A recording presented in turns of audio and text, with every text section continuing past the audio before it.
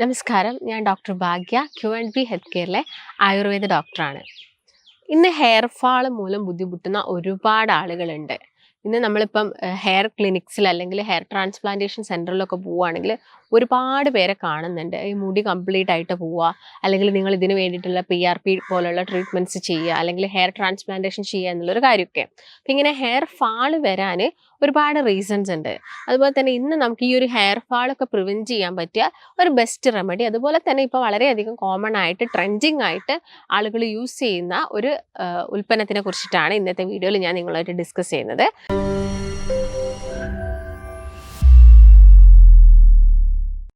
Rosemary water എല്ലാവർക്കും അറിയാം, കാരണം നമ്മളിൽ പലരും ഇത് യൂസ് ചെയ്യാറുണ്ട്. ഇതിന് ഒരുപാട് ഗുണങ്ങളുള്ളത് നമുക്ക് എല്ലാവർക്കും അറിയാം. അപ്പം അതിങ്ങനെ യൂസ് ചെയ്യാൻ പറ്റുമോ? എല്ലാ ദിവസവും റോസ്മേരി വാട്ടർ യൂസ് ചെയ്യാൻ പറ്റുമോ? അല്ലെങ്കിൽ അത് യൂസ് ചെയ്യുന്ന സമയത്ത് വേറെ എന്തെങ്കിലും കാര്യങ്ങൾ ശ്രദ്ധിക്കണോ? അല്ലെങ്കിൽ ഇത് യൂസ് ചെയ്ത് കഴിഞ്ഞാൽ മറ്റെന്തെങ്കിലും പ്രശ്നങ്ങൾ വരുമോ എന്നുള്ള ഒരുപാട് ഡൗട്ട്സ് ആളുകൾക്കുണ്ട്. അപ്പോൾ ഇന്ന് ക്ലിയർ ചെയ്യാം.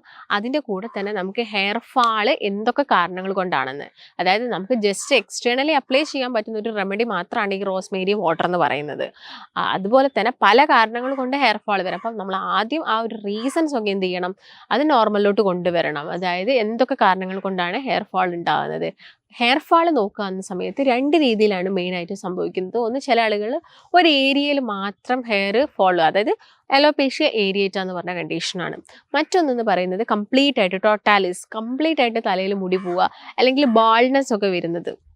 അതായത് വളരെ പ്രായമാവുന്ന സമയത്ത് ബാൾനെസ് വരുന്നത് നോർമലായിട്ടുള്ള കാര്യമാണ്. പക്ഷേ ഏർലി ഒരു ഏജിൽ തന്നെ, ഒരു 20+ തന്നെ ഈ ഒരു ബാൾനെസ് വരുന്ന സമയത്ത് പല റീസൺ കൊണ്ടും അങ്ങനെ വരാം. അപ്പോൾ അതൊക്കെ നമ്മൾ ആദ്യമേ ശ്രദ്ധിച്ച് അതിനുള്ള പ്രിക്കോഷൻസും കാര്യങ്ങളും ഒക്കെ എടുക്കുകയാണെങ്കിൽ ഈ ഒരു പ്രശ്നമൊക്കെ നമുക്ക് എന്ത് ചെയ്യാൻ പറ്റും, പ്രിവെൻറ്റ് ചെയ്യാൻ വേണ്ടിയിട്ട് സാധിക്കും. അപ്പോൾ ഫസ്റ്റ് റീസൺ, ഹെയർ ഫാളിനുള്ള വളരെ കോമൺ ആയിട്ടുള്ള ഒരു റീസൺ ആണ് എന്ത്, താരൻ വരുന്നത്. നമ്മളിൽ പലരിലും താരൻ വരിക, അല്ലെങ്കിൽ മുടിയിൽ ഈ ഡ്രൈനെസ് വരുന്നത്. നമ്മുടെ സ്കാൽപ്പിൽ ഡ്രൈനെസ് എന്ന് പറഞ്ഞൊരു കണ്ടീഷനുണ്ട്.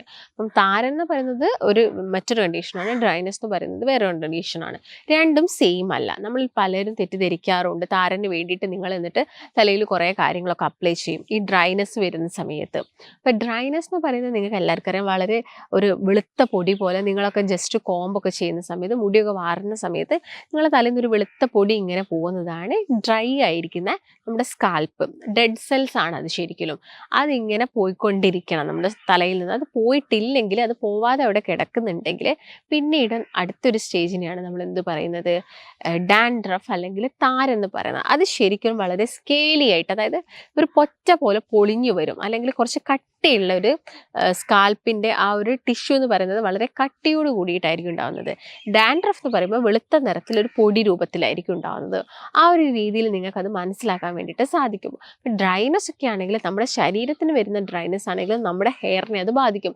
നിങ്ങളിപ്പോൾ നന്നായിട്ട് വെള്ളം കുടിക്കുന്നില്ല, ഇല്ലെങ്കിൽ നിങ്ങളൊരു AC റൂമിലാണ് ഇരിക്കുന്നത്, അല്ലെങ്കിൽ നിങ്ങൾ ജോലി ചെയ്യുന്ന സ്ഥലം ക്ലൈമറ്റ് എന്ന് പറയുന്നത് അത്യാവശ്യം നല്ല തണുപ്പുള്ളൊരു ഏരിയ ആണെങ്കിൽ നമ്മുടെ ഫേസിലും സ്കിന്നിലും ഒക്കെ എന്ത് ഡ്രൈനെസ് വരാറുണ്ട്. അതുപോലെ തന്നെ അത് നമ്മുടെ സ്കാൽപ്പിലും വരാനുള്ള ചാൻസസ് കൂടുതലാണ്. അങ്ങനെയുള്ള ആളുകളൊക്കെ ആണെങ്കിൽ നന്നായിട്ട് വെള്ളം കുടിക്കുക. അതുപോലെ തന്നെ നമ്മുടെ ബോഡി എപ്പോഴും ഹൈഡ്രേറ്റ് ചെയ്ത് വെക്കാനേ നമുക്ക് പറ്റത്തുള്ളൂ. ആ ഒരു സമയത്ത് വിറ്റാമിൻ C റിച്ച് ആയിട്ടുള്ള ഫ്രൂട്ട്സും കാര്യങ്ങളൊക്കെ നമ്മുടെ ഭക്ഷണത്തിൽ മാക്സിമം ഇൻക്ലൂഡ് ചെയ്യാൻ വേണ്ടിയിട്ട് ശ്രദ്ധിക്കാം. മറ്റേ സെക്കൻഡ് റീസൺ എന്ന് പറയുന്നത് ഞാൻ നേരത്തെ പറഞ്ഞ പോലെ തന്നെ താരനാണ്. താരൻ നമുക്ക് കണ്ടാലും മനസ്സിലാക്കാൻ വേണ്ടിയിട്ട് സാധിക്കും.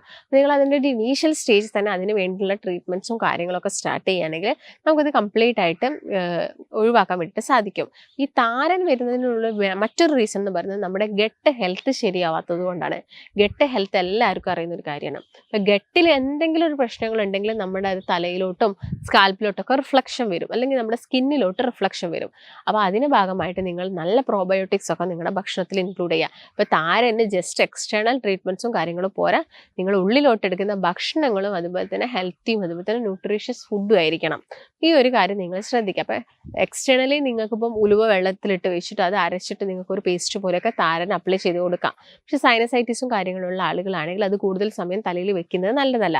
അല്ലെങ്കിൽ നോർമൽ നിങ്ങളുടെ വെർജിൻ കോക്കനട്ട് ഓയിൽ എന്ത് ചെയ്യാം, നിങ്ങൾക്ക് ജസ്റ്റ് ഒന്ന് ഡബിൾ ബോയിലിംഗ് ചെയ്തിട്ട് നിങ്ങൾക്ക് താരനുള്ള ഭാഗത്തൊക്കെ അപ്ലൈ ചെയ്തിട്ട് ഒരു ചെറിയ മസാജൊക്കെ കൊടുക്കുന്നത് നമുക്ക് ഈ താരനെ പെട്ടെന്ന് കുറച്ചുകൊണ്ട് വരാൻ വേണ്ടിയിട്ട് സാധിക്കും.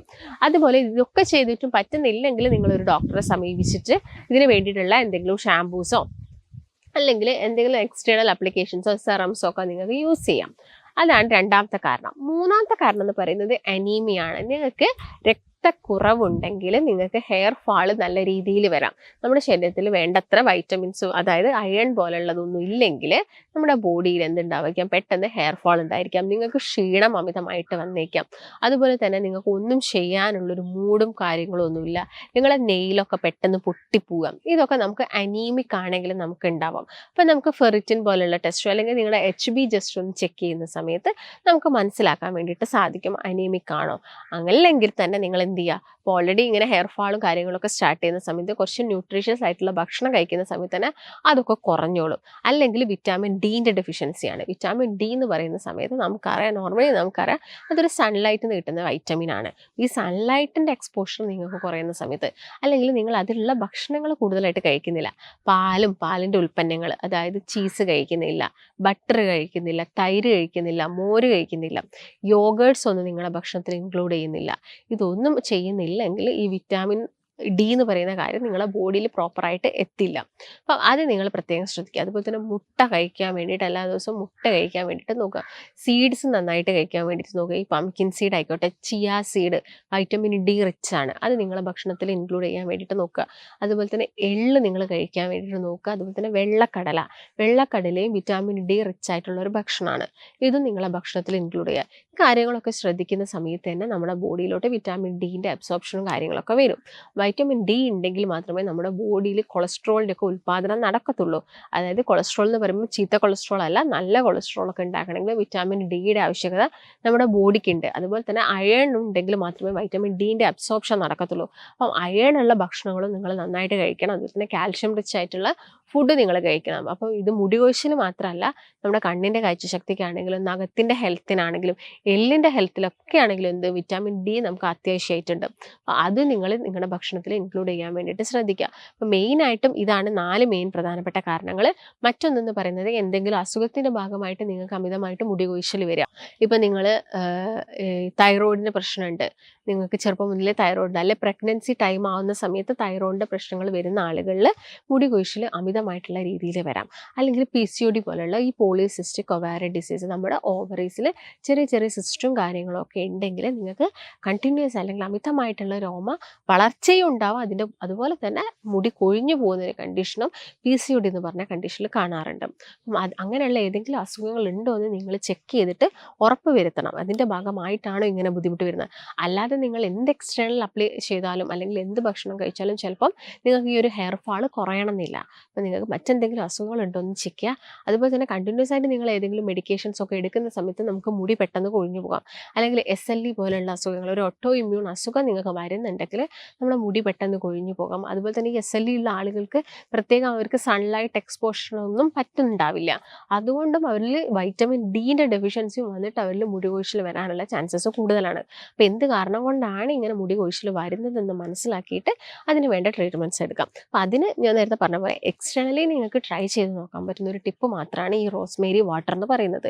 ഈ റോസ്മേരി എന്ന് പറയുന്നത് ശരിക്കും അത് ഡ്രൈഡ് ഫോമിൽ നിങ്ങൾക്ക് കിട്ടുന്നുണ്ട്. അതുപോലെ തന്നെ ഇപ്പം ഒരുപാട് നിങ്ങൾ ഓൺലൈനിലാണെങ്കിലും ഒക്കെ ഒരുപാട് പ്രൊഡക്ട്സ് കാണുന്നുണ്ട്, റോസ്മേരി വാട്ടറിൻ്റെ പ്രൊഡക്ട്സ്. അപ്പോൾ ഞാൻ എപ്പോഴും സജസ്റ്റ് ചെയ്യുന്നത് നിങ്ങൾ കൂടുതലായിട്ട് അത് വീട്ടിൽ പ്രിപ്പയർ ചെയ്തിട്ട് നിങ്ങളുടെ തലയിൽ ഒരു സെറായിട്ടോ അല്ലെങ്കിൽ ഒരു സ്പ്രേ ആയിട്ടൊക്കെ യൂസ് ചെയ്യുകയാണെങ്കിൽ നമുക്ക് ഈ ഡ്രൈനെസ്സും കുറച്ചെടുക്കാൻ പറ്റും. അതിന് ഫ്രിസി ആയി കിടക്കുന്ന ഹെയർസ് ഉണ്ടായിരിക്കും, ഭയങ്കര ചുരുണ്ടിട്ടല്ല, അത് ഭയങ്കര ആ ഒരു നോർമൽ ടെക്സ്ചർ പോയിട്ട് സ്മൂത്ത് അല്ലാതെ ഫ്രിസി ആയിട്ട് കിടക്കുന്ന ഹെയർസിനാണെങ്കിലും ഈ റോസ്മേരി കുറച്ചും കൂടി എന്തായിരിക്കും ബെറ്റർ ആയിരിക്കും യൂസ് ചെയ്യുന്നത്. അതുപോലെ തന്നെ നമ്മുടെ ഹെയർ ഫോളിക്കിൾസിൻ്റെ ഹെൽത്ത് അത് കുറച്ചും കൂടി ഒന്ന് സ്ട്രെങ്തൻ ചെയ്യും. അതുകൊണ്ട് തന്നെ ഹെയർ ഗ്രോത്ത് കൂട്ടാൻ വേണ്ടിയിട്ട് ഈ റോസ്മേരി ഹെൽപ്പ് ചെയ്യുന്നുണ്ട്. ഇത് നല്ലൊരു ആൻറ്റി ഇൻഫ്ലമേറ്ററി ആണ്, അതുപോലെ തന്നെ ആൻറ്റി ബാക്ടീരിയൽ ആണ്. അതുകൊണ്ട് ഇത് താരം കുറയ്ക്കാനും സഹായിക്കുന്നുണ്ട്. നമ്മുടെ തലയിൽ സ്കാൽപ്പിലൊക്കെ വരുന്ന ചെറിയ ചെറിയ പൊറ്റ പോലുള്ള കാര്യങ്ങളൊക്കെ കുറയ്ക്കാൻ വേണ്ടിയിട്ട് സഹായിക്കുന്നുണ്ട്. ഇത് എല്ലാവർക്കും ഉണ്ടാകുന്നൊരു സംശയമാണ്, ഇതെങ്ങനെയാണ് യൂസ് ചെയ്യേണ്ടതെന്നുള്ളത്. ഞാൻ നേരത്തെ പറഞ്ഞപ്പോൾ തന്നെ ഇതൊരു സ്റ്റീം ഡിസ്റ്റിൽഡ് വാട്ടർ ആയിട്ടാണ് നിങ്ങൾ തലയിൽ അപ്ലൈ ചെയ്യുന്നതെങ്കിൽ അല്ലെങ്കിൽ നിങ്ങൾ സ്പ്രേ ചെയ്യുന്നതെങ്കിൽ ഇതിന് കുറച്ചും കൂടി എഫക്റ്റും കാര്യങ്ങളും ഉണ്ടാവും. അപ്പോൾ നിങ്ങളിത് കുളിക്കുന്നതിൻ്റെ 1 മണിക്കൂർ മുമ്പ് നിങ്ങൾക്ക് ഇത് തലയിൽ അപ്ലൈ ചെയ്ത് വെക്കാം. അല്ലെങ്കിൽ നിങ്ങൾക്ക് കുളിച്ച് കഴിഞ്ഞതിന് ശേഷം നിങ്ങളുടെ തലയിൽ ഇത് സ്പ്രേ ചെയ്ത് വെക്കുന്നത് നല്ലതാണ്. പക്ഷേ ചില ആളുകൾക്ക് സൈനസൈറ്റിസിൻ്റെ പ്രശ്നം അല്ലെങ്കിൽ നീരിറക്കം പോലുള്ള പ്രശ്നങ്ങളൊക്കെ ഉണ്ടെങ്കിൽ നിങ്ങളിത് കുറേ സമയം നിങ്ങളുടെ തലയിൽ അപ്ലൈ ചെയ്ത് വെക്കേണ്ട. നിങ്ങൾ ജസ്റ്റ് നിങ്ങളെ തലയിൽ സ്പ്രേ ചെയ്തിട്ട് അല്ലെങ്കിൽ നിങ്ങൾക്ക് ഇതിൻ്റെ എസെൻഷ്യൽ ഓയിൽസ് യൂസ് ചെയ്യാം. ഓയിൽസ് യൂസ് ചെയ്യുന്ന സമയത്ത് അപ്ലൈ ചെയ്തിട്ട് നിങ്ങൾ ഒരു മസാജ് കൊടുക്കുകയാണെങ്കിൽ കുറേ സമയം നമ്മുടെ തലയിൽ ബ്ലഡ് സർക്കുലേഷൻ കൂടുകയും ചെയ്യും.